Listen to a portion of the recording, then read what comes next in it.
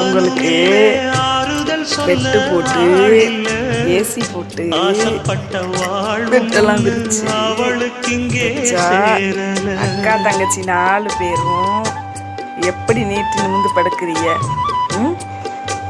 நல்லா இறால் சாப்பிட்டு செம்ம தூக்கத்தை போடுறாங்க. உங்க அம்மா உங்களை விட்டுட்டு போனாலும் செல்லக்குட்டியில உங்க அக்கா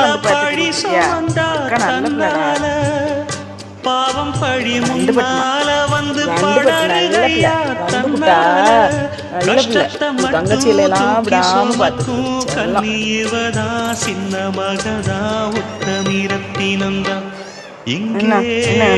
திண்ணி பண்றான்.